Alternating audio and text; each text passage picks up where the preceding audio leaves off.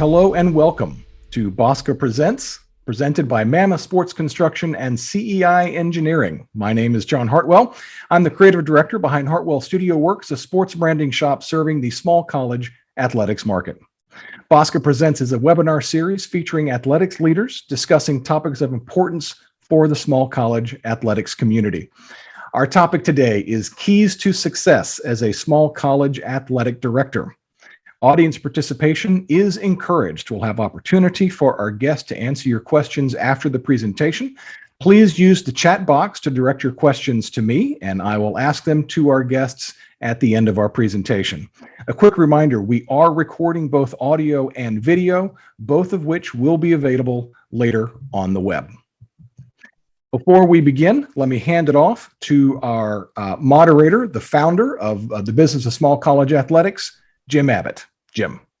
John, thanks so much, and thanks to everybody for joining today. I'm grateful also to Mammoth and CEI Engineering for their sponsorship of BOSCA Presents.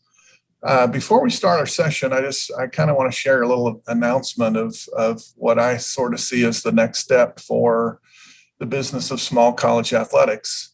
So today we are announcing the creation of the BOSCA Leadership Academy.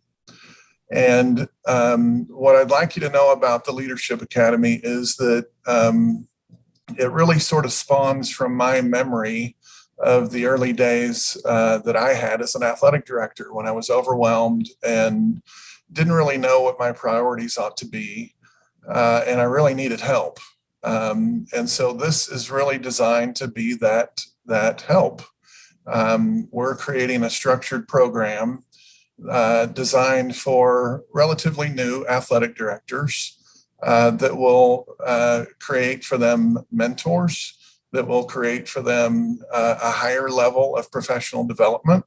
So instead of waiting for a convention in the summer or waiting for a virtual session like this, the BOSCA Leadership Academy will be a 5-month intensive program designed to really help get people up to speed. So look for information on that later today and in the coming days. And I encourage you to go look at the website at smallcollegeathletics.com for more information. I'm excited to provide this service. I'll be working with John Phillips, who's one of our panelists today. And we really want to be go-to people for athletic directors that are maybe feeling like we both felt when we started, a little overwhelmed and who need some guidance to navigate the challenges that you face. So with that, I'm excited to have a great panel today, great athletic directors to kind of share their wisdom. And honestly, this was a topic that was important to me as I was thinking about the Leadership Academy. I often reach out to athletic directors to just sort of get their advice on how they're doing things. And so today we're joined by Jessie Rosa. Jessie is an old friend and the Senior Director of Athletics at Auburn University at Montgomery. Dr. Darin Wilson is the Associate Vice President for Athletics at Georgia Gwinnett College. And John Phillips is the Athletic Director at Embry-Riddle Aeronautical University in Daytona Beach, Florida. We're grateful to have you guys, and let's get this session started with our first question, as we talk about the keys to success as a small college athletic director. And Jessie and Darin and John, I'm going to encourage you guys to make sure that you unmute your microphone. But the first question, we're going to start with Jessie, and that is, talk a little bit about your leadership style and the specific approaches that you take to build a successful culture in your athletic department. Sure. Thanks for having me, you guys. Very happy to be here and just share some insight with all of you. It's funny when this question's asked, I think everybody tries to, go to look up what exact leadership style they fit into when it comes to a box. But when I thought about this question, something came to mind, and it's when people ask me what I do, when I'm in my AUM gear and they're like, oh, do you coach? And I tell them I'm the athletics director, and some people don't really know what that means. And what I essentially tell them is I'm a coach of coaches. I think my leadership style is exactly that, coaching. And I think that's really based off of 4 main components. And it's not too far off from what we expect our coaches to be to our student athletes.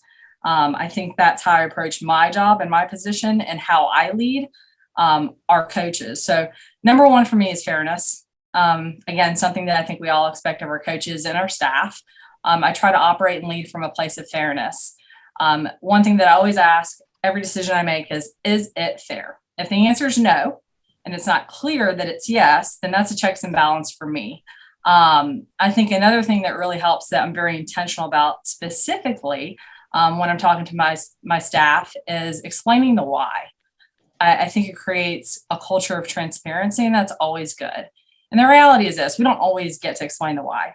It takes a lot of time, but when you have the opportunity to explain the why behind a decision, I think it's important because not only does it allow you to share your perspective, but even if people don't necessarily agree with the decision that you're making, the fact that they've heard how you got there helps them swallow it.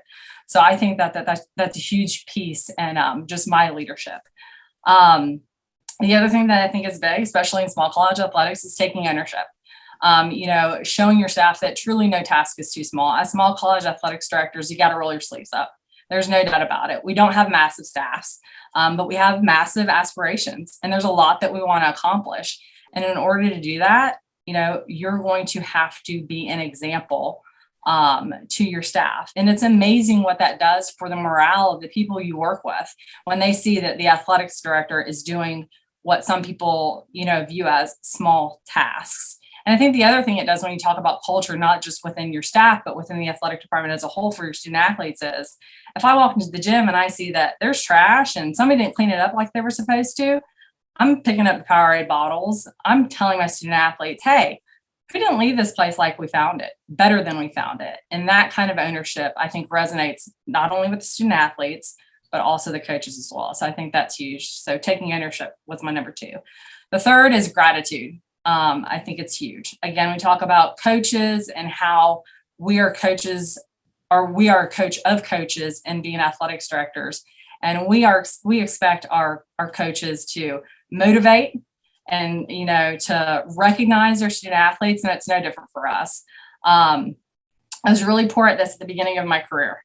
I didn't say thanks because for me, I was like, you're doing your job, and that should be it. Why do you need a trophy for that? But the reality is this, it doesn't take a lot. Nobody's expecting a ticker tape parade. And there are some really small things you can do, as small as shooting a text message after a competition when they're on the road, or what I do with my student athletes even, and this is applied to student athletes as well, as when I get an email that's sent out by our sports info team that's like, hey, this was the conference player of the week, that goes out on our email blast to all of our boosters, faculty, and staff, I forward that to the student athlete and I say, congrats. Saying thanks, recognizing, congratulations, it pays dividends for people to know that you appreciate and value them. If people don't think you appreciate and value them, they're not going to work hard for you. They want to be, it's human nature. We all want to be appreciated and valued. So I think gratitude is a really big piece of my leadership style. And then 4 is self-evaluation. And I think it kind of goes back to ownership as well. Own when you're not right, and self-evaluate and reflect. And I think that's huge for coaches to see that I do that, because then that makes them understand that they probably need to be doing that too. And we all know if our coaches and staff take a step back and they self-evaluate and they realize maybe that wasn't the best way to have handled that situation, or oops, I messed up, nipping it right there at the beginning creates a lot less issues than if they don't self-evaluate and if they just continue to let it go on. So it just makes life a lot easier. The other thing I'm really big on, and I tell our coaches to be really big on, because I feel like we have a very strong coaching staff, is peer evaluation. Ask your peers, especially if you trust their opinion. I think we all do. It's another checks and balances. I also have zero issues with having enough humility in my high performing coaches, especially, to say, if I was off in that staff meeting, whatever it may have been, I want you to come tell me, because I need to know that I was off, I didn't relay the message correctly, or that maybe the decision wasn't the best for the department, and maybe I need to rethink something. So I think that if you come from those places, and if you operate with fairness, taking ownership, gratitude, and self-evaluation, it just kind of sets a tone and creates a culture, not only, like I said, for your staff and your coaches, but also for your student athletes. Jessie, that's a great start. Darin, would you share a little bit about your leadership style? Yeah, and I think that's super. And again, thanks for having me here today. And I'm sure as we go through this today, we're going to see a lot of the same themes. And I thought Jessie was actually in here looking at my notes, because one of the things that I put on there is, let's make sure we pick up trash, and start, there she goes saying pick up trash. But it starts for me that I want to be the type of leader that I would want to work for. Probably we've all worked for leaders who we loved, and then we've all probably worked for leaders that we didn't love as much. And so, I want to be just the opposite of a micromanager. I want to hire well, and I want to get out of the way for the most part. And so, that for me kind of sets the tone. I love this saying, and I don't know if I coined it or not, but I've used it a long, long time now. And that is, I'm as hands off as I can be and as hands on as I have to be. And so if I can hire people and I can put them in positions and I can set the tone, and we can look to our mission of our department each and every day, and I can allow those coaches to be themselves, then I try to stay out of the way, and I try to mentor, and I try to lead from afar, and I try to let them set certainly the direction of their individual programs, even though we all want to be collective Grizzlies here. I certainly think that it's important for our coaches to have their own identity within their own programs. And so I really try to get out of the way. Our mission is to develop lifelong leaders of character through academic and athletic excellence. And I tell our staff and I tell our student athletes, if we do that while we're here, if we're really trying to develop character-driven athletics within our coaches, within our staff, that promotes both academic and athletic excellence, then we've won. And so everything that we try to do points back to that marker. So that's kind of the beacon that we're looking at. Certainly, as Jessie mentioned, and I think this is huge, is that, I try not to ask a coach to do something that either I haven't done or that I'm not willing to do. And I go back and look at my first institution that I was at and think, I was on the ditch witch that actually put the trenches in right in the outfield, and we put the sprinkler system in, and we glued the things together, the pipes together. And so all of that stuff, that we've done throughout our career, that a lot of our coaches now may not see because we've been in this 15 or 20 years, but be willing to do whatever it is, whether it's pick up the trash or sweep the floor. Sometimes you got to get the vacuum out and sweep because maintenance or physical plan or housekeeping hadn't shown up that day. And so when they see us being willing to do that, then I think that goes a long way too. And I'll share one example about the trash. I started a staff meeting, was last year, 2 years ago, I guess now because of COVID, and it's actually in my office up here. I have a water bottle that I brought, and I just set it on the lectern before I start our staff meeting. I said, anybody know what this water bottle is? And so there were some guesses, and right outside my office is our baseball field, and that water bottle sat there for 3 days and nobody picked it up. And I finally went down and picked the thing up and brought it in with all the grass on it. I said, the expectation here is that we pick up the trash, that we're not below anyone else on this campus, and we want to take care of this place like it's our house. And so, that is so important to me. And then the last thing, I'll just say this, I think most of my culture building and most of my leadership happens outside of this office. It happens either in their offices, it happens when we're getting a cup of coffee, it happens in the break room, wherever, somewhere else on campus, or maybe we go off campus. And that's where you just try to get to know them, and you try to just really love your staff, because everybody's got something going on. Everybody's hurting in some way. Everybody's dealing with a player, or they're dealing with maybe a spouse, or they're dealing with a child. We're all dealing with different things. And so I think the more they know that we care about them as a human, the better off we're going to be, and the better culture we can build. That's great, Darin. John, you want to share a little bit about your leadership approach?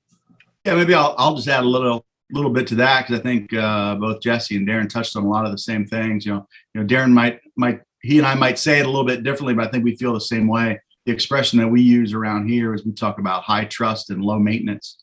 And that's the sort of coaches and staff that we're all looking for. Because again, at the small college setting, we all wear a lot of hats. And so I can't afford to be working in sports information and the baseball coach and the track coach and the facility person all at the same time. So I got to trust other people are going to be able to do that. Even though some days I have to fill in as the facility person, pick up some trash or mow the grass. I have done that, or run the pressure washer on the sidewalk. I have done that just because, the job needs to get done because we got a big event coming up. We all got to chip in. But the bottom line is, if you can start off with the right people and then just hire the right people and get out of their way. The high trust, low maintenance people are what you're looking for. And then the other thing that I'll touch on, and I think Jessie and I are both in this same boat with our institutions having transitioned from NAIA to NCAA Division II. We both went through a major growth phase and a major change to our institutions, and so that wasn't really a cultural change for us necessarily, because our culture and our belief system remained the same the entire time. But we went through some tremendous growth, and that was really challenging for us. We added 4 sports in 1 year and roughly 200 student athletes in 1 year, all while going through a transition from NAIA to Division II. So, they say that there's a lot of stress when you have change. Well, we dove into the deep end with a lot of change during that year, but we remained focused and steadfast on our true culture, on our student, person, player mantra. And as long as you stay focused on those goals, you're going to keep going in the right direction. We added new staff, we added new student athletes, but we were always still had our center focus. And the new folks caught on quite quickly.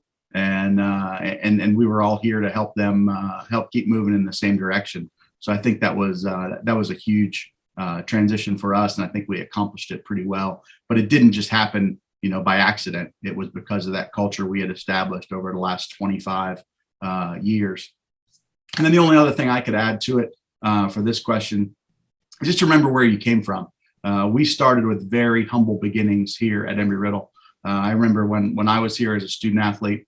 Our men's basketball team, we didn't have women's basketball at the time, so it was only men's basketball.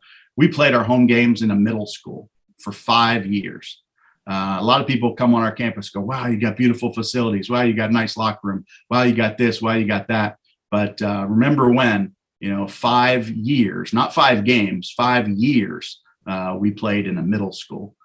So a lot of our staff are still here, and they know those stories of where we began. So it makes it a little bit easier. But as folks transition and time goes forward, we got to remember our humble beginnings of where we all started.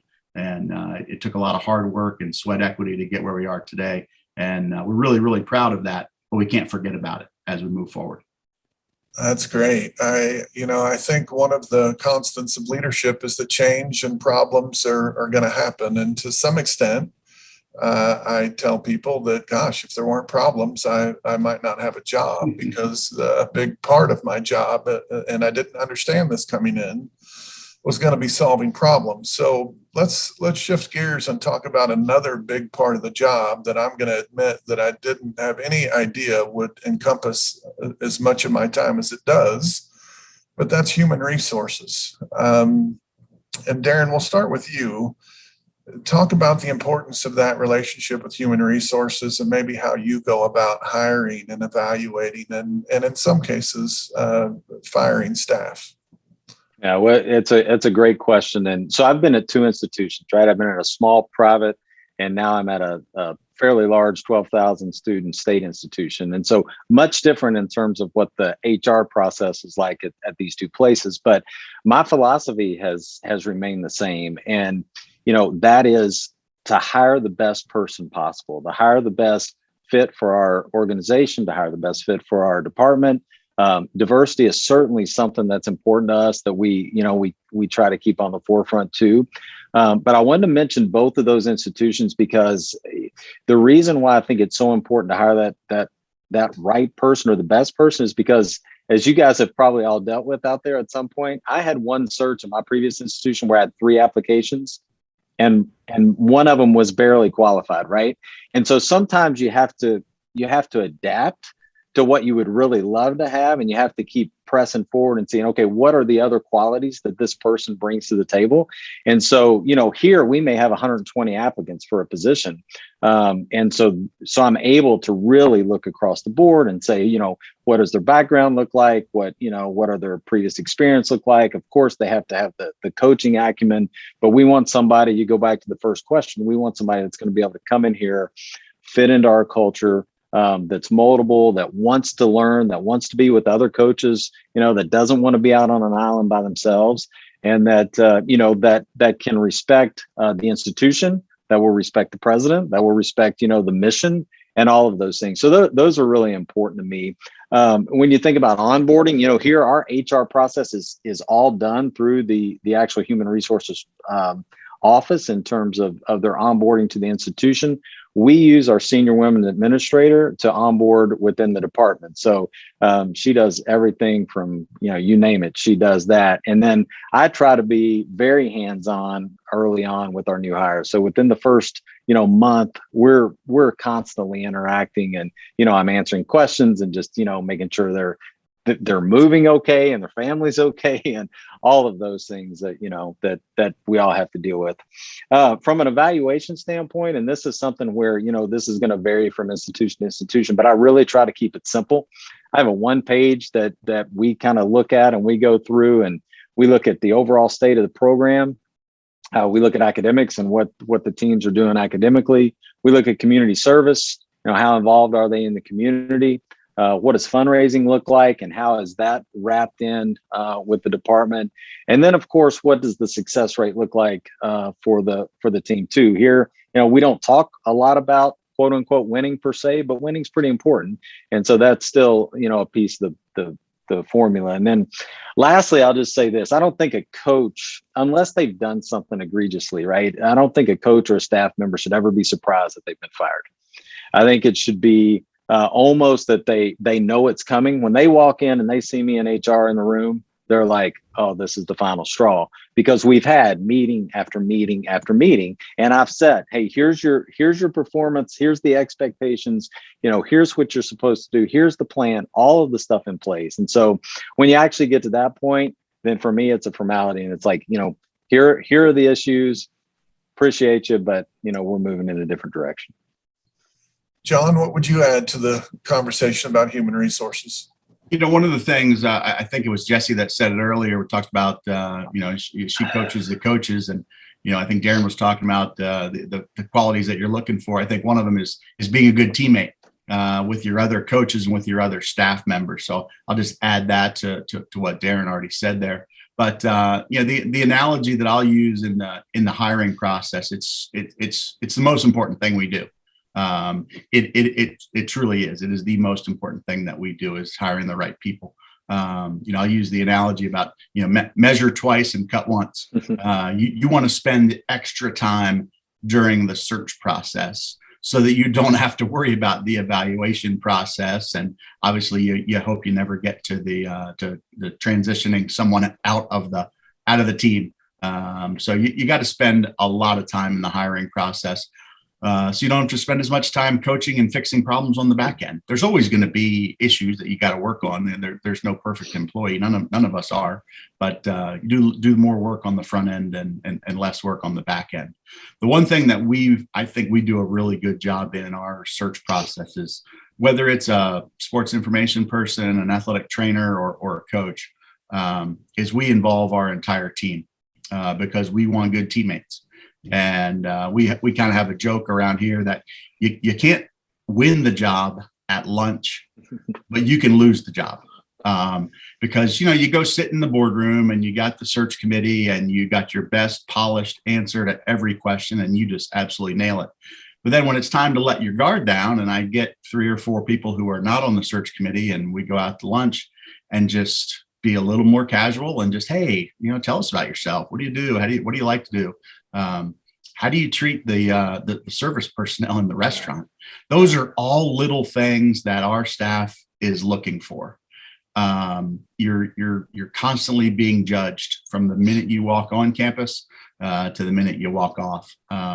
We involve a lot of people And I think that's served us really, really well. We haven't been perfect. Nobody is.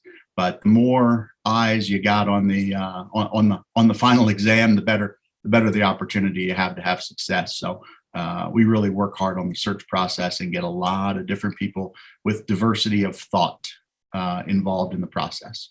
And then going back to, very similar to what Darin said about evaluations, you got to make it really efficient. And I'm speaking about student athlete evaluations at this point, not the job evaluation of the coach or the staff member, because you got to get feedback from your student athletes for coaches. But if you make that feedback too long, students, they don't want to put the time in. They don't realize how important that really is to us. So you got to make it efficient. If you got 10 questions you want to get answered, well, you only need to ask 10. Don't give them 5 pages worth of questions, because at a certain point they're going to quit on you. So be focused and try to get some good feedback from your students about your coach. I think that's really critical. If you can get them to participate and to really be invested in the participation of doing those evaluations. And then the last thing I'll add, I just made a note about, wherever possible, and I think Darin already alluded to this, is setting that coach up, and it's really what we're talking about right now, mainly coaches, with a mentor.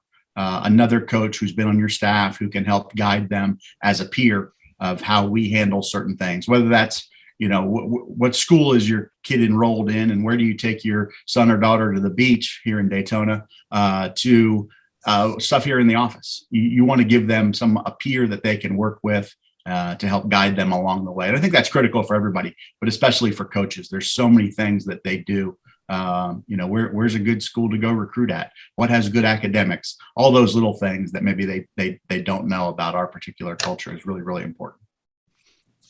Jessie, what would you add to the conversation about human resources?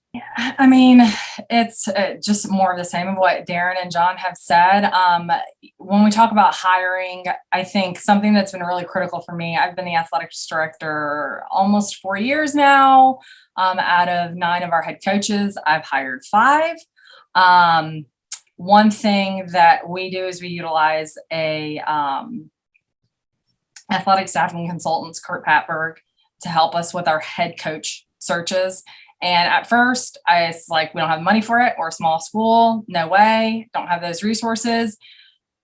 Find the money for it. Rob Peter to pay Paul. You know what I'm saying? It is hiring the right person solves so many issues if you can do it on the front end. It is worth the investment of resources, and explain that to whoever you need to. I'm a direct report to my chancellor. And when I went to him with the proposal, I was like, I think this is the direction that we need to go in. Of course it comes with a cost, but it is worth the investment of that cost.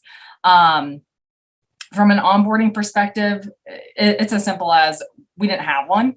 Institutionally, they've got one, of course, but there are so many nuances to athletics. We had to sit around a table one summer and just say, what are all the things that when somebody gets here, we almost forget about, because it's so much a part of our day-to-day, but it's so crucial to their function when they first get here. So take the time to do it, hash it out, make your own athletics onboarding plan is what I would do. And there are a couple people involved in that process for us. Myself, obviously compliance, our administrative associate functions at a much higher level than an administrative associate, more of a business manager for us, as she's involved in some of those day-to-day things. But it will take a little bit of time to put together, but it is worth it. It just makes everything smoother. I typically give our new hires 90 days. I'm like, if you got a question, you got 3 months. Knock on my door whenever, wherever, text me, call me, doesn't matter. After 90 days, you should probably have a good understanding of what's going on. But I try to be as available to them as possible in those first 3 months. I think a really overlooked piece is the evaluation process. Sometimes I have talked to so many people sometimes, and I ask, well, what's the performance plan look like? How do you evaluate? And it seems like it's so informal. Again, one of the first things I did when I was athletics director is I marched up to human resources and I said, I want to go over what we call here everybody's performance planning worksheet. It was all over the place for every coach. I wanted to make it as equitable as possible, have specific targets for recruitment, for retention, for team GPA, for competitive success, for fundraising, for community engagement. outline exactly what the expectations were for every single program, every single head coach. And like Darin said, when you've got that outlined and you're having conversations and you're sitting down, people can't argue it when it comes to the point in time that you need to part ways. People know. The last person that we parted ways with showed up with their keys, their purchasing card, and the Warhawk athletic card in hand. They knew. And I haven't always gotten that right, but I think a huge part of that was having the evaluation piece so structured. So big, if you don't have that structured, take the time to structure it. It will make your life a lot easier. People will be clear on what their expectations are.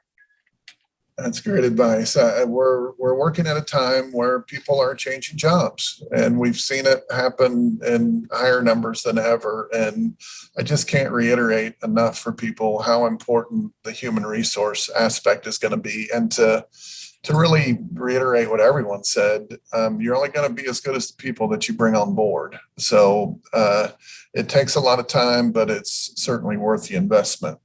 All right, let's move on to relationships on campus that are important for the success of your area. And John, we'll start with you. What are 2 or 3 of the most important relationships that you have on campus, and how do they contribute to the success of your department? I think the first one goes without saying is who you report to, and in my case it's the president of the university. Jessie's reports to the chancellor, and we're all probably in that similar boat, either a president or a chancellor. So the buck stops there clearly. But the other areas that I wrote down as we were preparing for this, Jim, the first one I wrote, for us is student activities. Some campuses call it student engagement, student life. Those areas are going to be critical to our success in terms of getting our students engaged with our athletic program. And that's one of the core values that we all have to have. We have to have our student body engaged in our athletic program. And one of the things that I've always made notes is you want to try to complement one another, not compete against one another. So we need to know when they're planning, social events and Greek life events, so that we can work around them as best as possible. And hopefully they'll work around us so that we can, again, complement one another, not compete against one another. The other area that's really, really critical, I think, is, and again, it's called different things at different campuses, but, development, philanthropy, alumni engagement, sometimes those are linked together. They are here at Embry-Riddle. It's the PAE, Philanthropy and Alumni Engagement Department. We need to know which donors are available for us to talk to and which ones are maybe off limits that they're working with, so that we can do one of the things that's critical to all of our success, especially here at the small college level, and that's fundraise, whether that be through sponsorships or philanthropic gifts. We need to know who our potential targets can be, from a booster club, a season ticket, a golf tournament, a dinner silent auction, or just a major gift. So it's really, really critical that we work together with them and keep our alumni engaged with the university and with the athletic program specifically. And then the last one, sometimes that gets overlooked until you have a problem, is the facility staff. You never know what's going to happen. You're going to have a basketball game and there's going to be a power issue. There's going to be a tree limb that falls by the baseball field. Or whatever it might be. Things happen. Tree trimmers, grass cutters, banner hangers, you name it. Here at Embry-Riddle, we don't have to worry about snow plows. Some folks might have to, but the bottom line is you can't operate your venues without your facility staff support. And so if you can keep those folks as close to you as possible, you're going to have a chance for success, because something is going to happen. I can guarantee you that. You just don't know what it is. And so those relationships that you build when you don't need anything are going to come in really, really critical when you do need something. So those are the top 3 that I listed, and I could go on for a few more, but I want to make sure I leave some answers for Jessie and for Darin. Well, I think it's great. You ranged from the president to facilities, and every one of them, I shook my head that yes, that's critical. Jessie, what would you add? A couple of relationships on campus that are important. Yeah, so super similar to John's. Number one, my chancellor, no question. I directly report to him, and I'm super fortunate. Understand absolutely that the fact that I get to directly report to him is is something that's huge. So if you're structured in that way, be thankful, because not every department is. And the thing I would say about that is, I think probably the most important thing is just know what their expectations are for your department. Like, have them actually outline those expectations for you. Make sure you have those conversations. You've got to get what your boss wants taken care of before you can use your mother may I's. So make sure that you understand what those expectations are. I had number 2 as human resources for me. And I think it's probably cyclical on what we think our most important relationships are, just based on where our departments are at. Obviously, I've done a ton of hiring early in my tenure. So for me, it's huge. I just think it's huge in general because it's about people, human resources. It's about hiring. It's about maintaining personnel. How we retain personnel. When I've got somebody who had a great year and, other people are knocking and calling, I need to make sure I have a good relationship so I can go and say, hey, what can we do?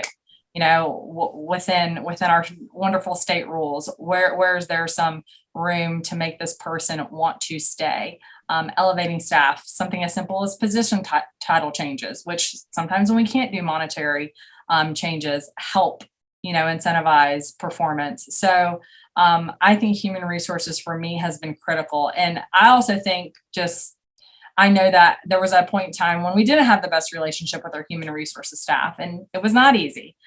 So I think I've probably been a little bit more intentional about making sure that I have a good relationship with them. And then I put 3 as, my chancellor's cabinet, which is really a whole bunch of people that the chancellor has identified as, his go-tos. And what I do in that, though, it's kind of similar to what John was talking about, is ask them who their go-tos are.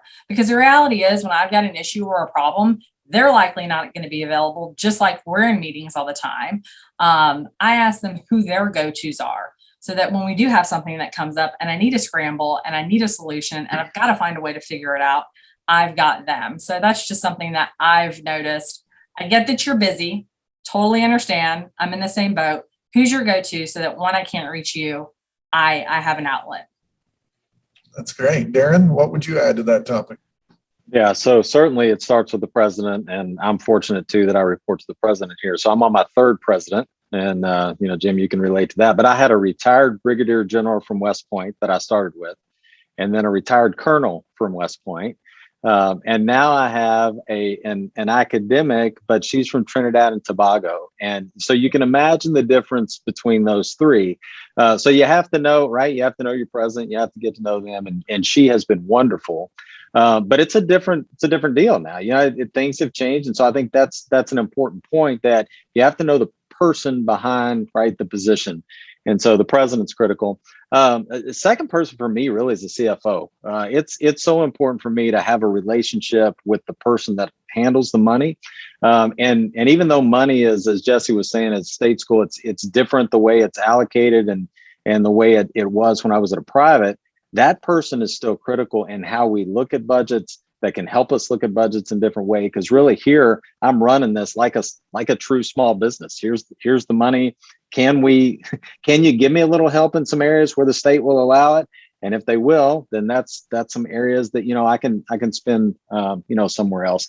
Physical plant was also on my list, as well as admissions, because I think it's critical for us to have that communication with admissions too. But I'll just add this, and I know we're all busy, and I know, all those folks out there are busy too. But I have made it a point throughout my career to carve out time to go walk around campus and just shake hands and sit down in offices and have coffee with whomever. And it was interesting to me because one of our administrative assistants, we call it up the hill, but up in the president's suite, with COVID going on. So that was kind of out for about a year or so. Right. And now we're able to start moving. And she smiled at me one day and she said, "It's so good to see you back." She goes, "That's kind of your MO, right?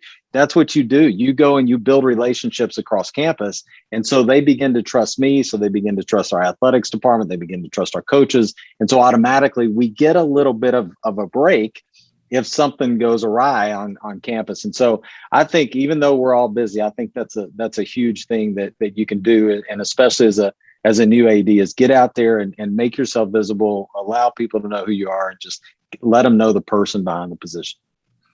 I couldn't agree more. A cast your Jim, if I shadow. could, if I could just add one thing to that, I think Darin brings up a really good point. And it's not on our questions, but just show up, to other events on campus. I know we were all challenged during COVID. A lot of people working from home and didn't get to have that one-on-one interaction. As we get back closer to what used to be normal, the more events we go to that are not athletic related, whether that's a play on campus, a Greek life event, a student government event, whatever it is, show up at other events, show interest in other people, and that support will come full circle to back to you. So I think it's really important, not just to the people to show up, but to the events and the other things that are going on campus. Those things are important to the people hosting them, and if you're there, it shows that you support them.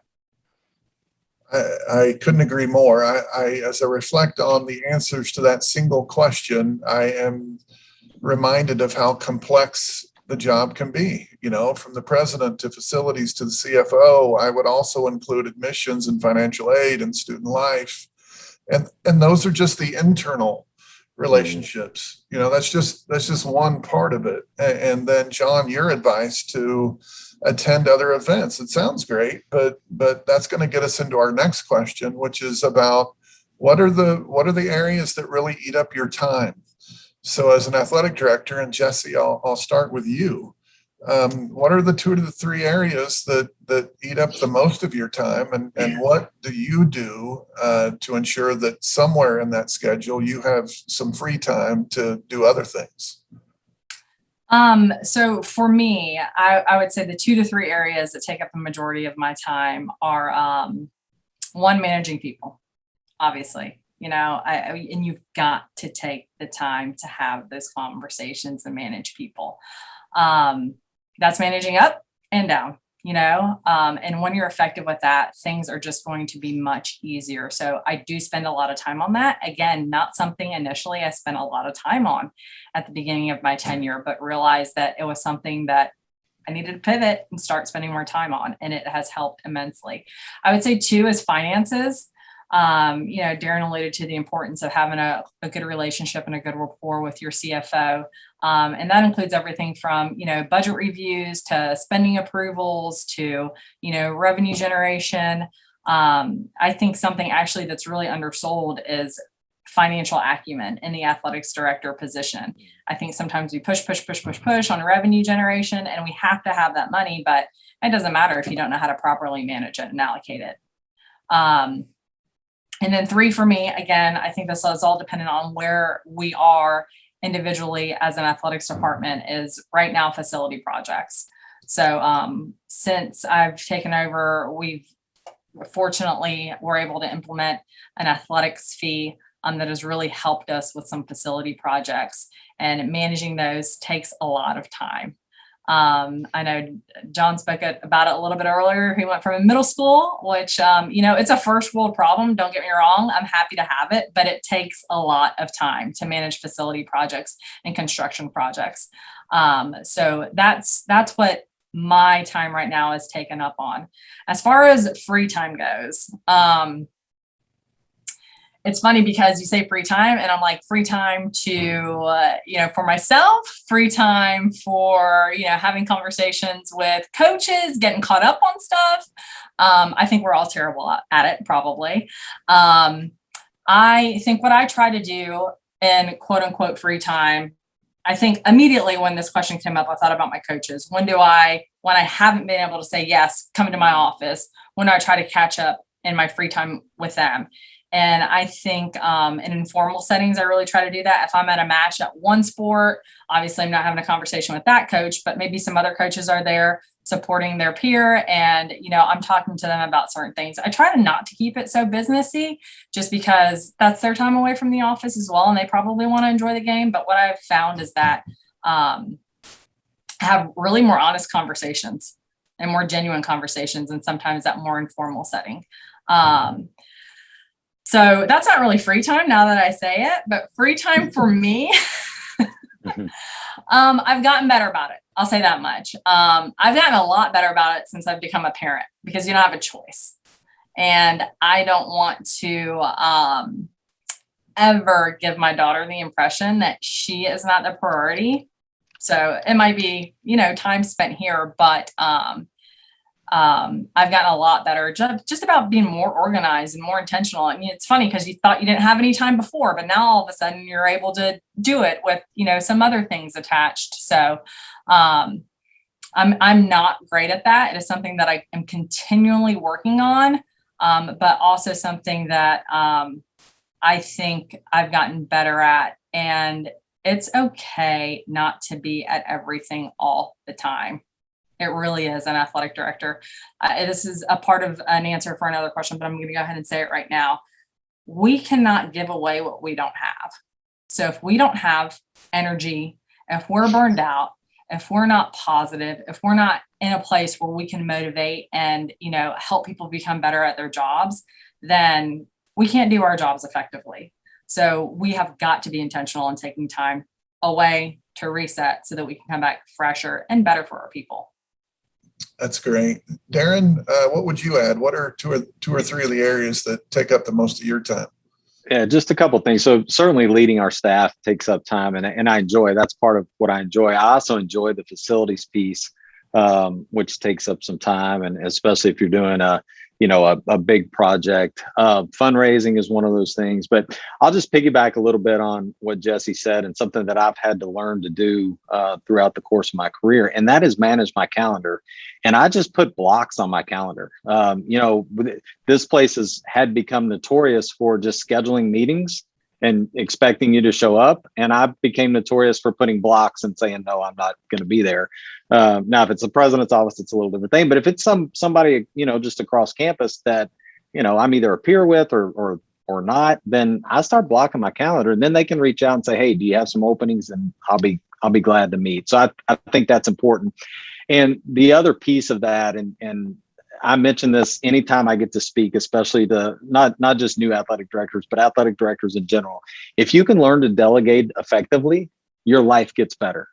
And as a young AD, as a young head coach, I wanted to do it all, right? I wanted to do all the planning. I wanted to have my hands in everything. Like Jesse, I wanted to be at every event. And I learned pretty quickly that, it's much better when you build a team and you have a team. And so if you're at a small private, it might be that you have to get another coach or, administrative assistant that would love some extra duties, or maybe you can pay them a small stipend. Here we're fortunate to where I've got a staff that I can delegate and get out of the way. And I think that's so important for us to be able to keep our mental health where it needs to be and our physical health where it needs to be. And so I would encourage y'all out there, learn to manage your calendar, learn to delegate. And John, what would you add? The most important thing that I'll touch on, Jim, is communication. For me is where I spend a lot of my time. And it goes back to something that Darin just said about delegation. If we have great communication, so that whether it's associate AD or our sports information director or one of our athletic trainers, if they know what's going on, I have confidence that they know what's going on and what the schedule is, and we're not overlapping events, then I can delegate it to them and feel confident that we're going to be okay. It's when, I had that meeting with this coach, but I didn't share that with this other area over there. And now I got to come in and help them or fix them or make sure that they're there. If I'm a better communicator, then I can be a delegator and I can have time for the other things that are going on, because it is challenging, especially as I mentioned earlier, when we added 4 sports, we have 20 sports now and 475 athletes. So we went from 275 to 475. That was a huge, huge growth for us in every area. Of course, that impacts your athletic training room. It impacts your academic advancement center. It impacts your compliance office. It impacts every single person in the department. So we had to be better at delegating and sharing and making sure that we're all on the same page. The other thing that I'll talk about, and it goes back to what Jessie mentioned about, some of those, she was talking about game day conversations with coaches. I've used those game days to have really frank and open conversations with student athletes. So I go to the soccer game. It happened just the other night. I'm at the soccer game and I see several of our basketball players there. Just gives me a chance to just check in, say, hey, how you guys doing? How's practice going? Getting ready for the season. Let them know that they're valued, they're important, and I know who they are. I know you guys are basketball players. I try to get to know every single student athlete, but with 475 of them, it's getting more and more challenging, especially for the last 18 months. They were wearing masks around campus for half the time, so I didn't know what their faces looked like, but we're getting better at that. And then the last thing I'll add, and it goes back to facilities, because we went through tremendous growth with our facilities, where we were getting new facility. Now we're in that phase several years later. Now we're worried about the upkeep of those facilities. And sometimes people take that for granted and they forget about it. But you got to take care of those facilities that you have. And I think it even goes back to sometimes when you're doing fundraising campaigns, if you're doing an endowment to build a facility, make sure you build an endowment for the upkeep of that facility into it, because there's going to be upkeep, whether it's a baseball field and the grass needs to get replaced, or it's a track that needs to be replaced, or the wood floor that needs to get repainted. You name it, they all need upkeep. And I think that's one of the little things that you forget about, but it'll take over your life if you don't pay attention to it, because those little problems add up. And then the last thing I'll touch on that I've been really, kind of going back to what Darin said, managing your calendar. I've tried to be really intentional with scheduling about an hour or two a week for stewardship of donors, even if it's just writing thank you notes. I put an hour on my calendar because those are I'll get back to it. But you better get back to it. And so I allocate about an hour, sometimes two a week. I just don't book a meeting that time. And I schedule an hour to just sit at my desk and write a note to whether it's a donor or somebody across campus or a colleague in the industry, to reach out and stay connected to people. And I think it's important that you allocate that time intentionally, or it'll just keep getting put on the back burner. That's great stuff. We have time for about one more topic, and then maybe we'll try to squeeze a question or two in. And Darin, I'm going to have you start here. I've been trying to kind of track new athletic directors in the last 4 or 5 months, and there are more than 100 at Division II, Division III, NAI schools. So there's been an awful lot of turnover. So here at the end of our session, I would ask, what advice would you give to a new athletic director that might help them successfully navigate coming in and taking over and leading their department? Yeah, it's a great question. I got the job at Union when I was 30 years old. I walked in the office and I started looking for the manual. Well, it wasn't there, right? There's not a manual that tells us how to do this. And so don't be afraid to ask questions, right? There's not a dumb question out there. So ask somebody on your campus, reach out to colleagues across the country, reach out to BOSCA. Just there's so many opportunities now with the internet and with Twitter and all that you can find an answer to a question. Nobody's got all the answers, but somebody will have an answer. And I think that's huge. And you don't have to have all the answers. So I think that's big. And, if you can find, I love what you're doing with this mentorship program, but if you can find a mentor, I think that's great. When I got to Union, there's an old basketball coach, NAI Hall of Famer, Don Lane, who was at Transy for a long time, but had played at Union. And I get the job and he comes up to me at one of our board meetings because he was on our board, and he says, "Hey," he goes, "I've done it all. I've broke rules. I've gotten in trouble. I've had this." He goes, "Don't be afraid to call me if you've got an issue." And so find somebody that's got your back, that has that kind of support, and ask questions, and just, go in it heads ablazing. John, what would you add to that? I'll just say I'll try to keep this one, fairly short, because then we're running out of time. I would just say be patient. Number one, you're not going to fix everything in the first day or 2 or 10 or 100. And then listen more than you speak. And maybe that's in the first 30 days. Maybe it's the first 60 days. And depending on where you are, it might be for 90 days. But you got to be a really good listener to know, the balls that you're trying to juggle, which ones are the most important ones, and which ones do you got to keep in the air, and which ones can you afford to let bounce occasionally, because it's really, really important during that first time period to learn a lot, and you learn a lot more from listening than you do from speaking. Jessie, what would you add? Yeah, just to piggyback off really what Darin and John both said, I think number one for me, for some reason, I all of a sudden became okay with this when I became an athletics director, but saying I don't know. But obviously then being resourceful and trying to find the answer and leaning on people that have been there and done that before, because there is somebody who has already been there and done that. So find who they are. Don't try and reinvent the wheel. You can't solve all the problems, at first, but there are plenty of people who are willing to help you. I think another really big thing for me is I focused very much so on winning everybody over in the beginning. And I got super frustrated because I wasn't able to do that. And the reality is this: you're not going to win everyone over in the beginning. Not all of your coaches and staff are going to be won over. And you're probably never going to win everyone over. But if you're at about 70%, call it a win. And that's tough for us because which one of us on this panel or in this room want to be at 70%? None of us. We all want to be 100%. But I was so focused on the other 30% that I was not investing in the 70% that was actually bought in.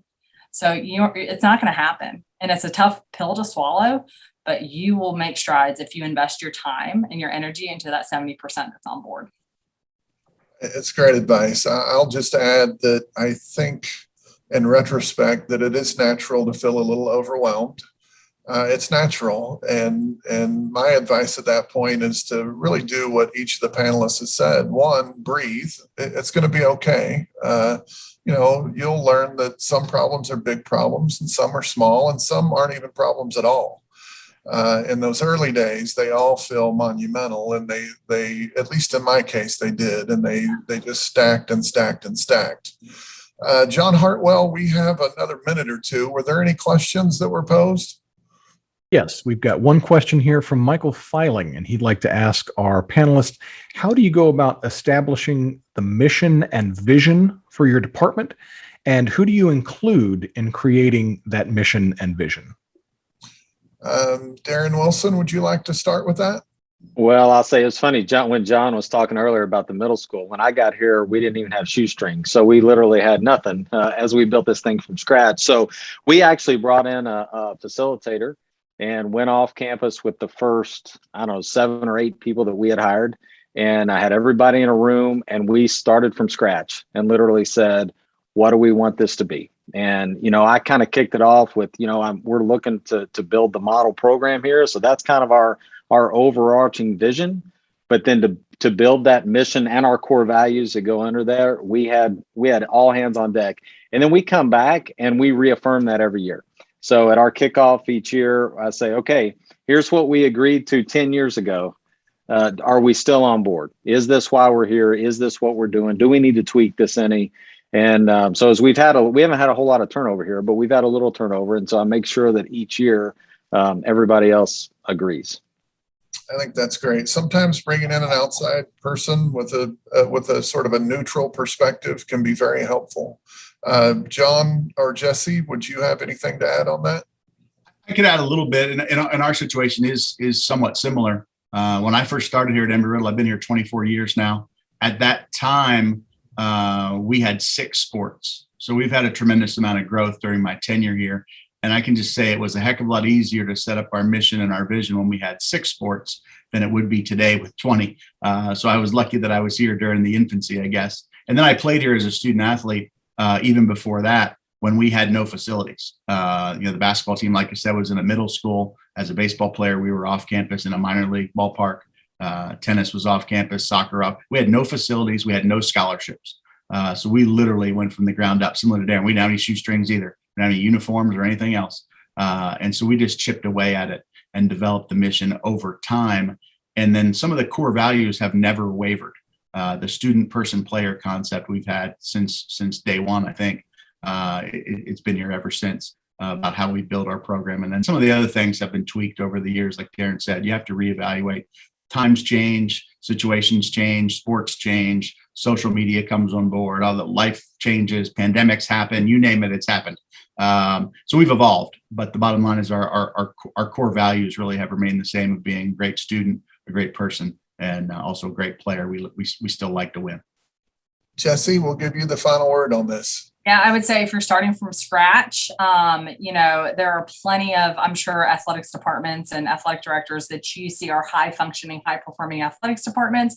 Almost those things are almost always on a website somewhere. So, again, don't reinvent the wheel. Steal what you can and make it your own at your institution if you're starting from scratch. And I think the second piece of that question was, who all did you involve? It's critical that you involve everybody in your department.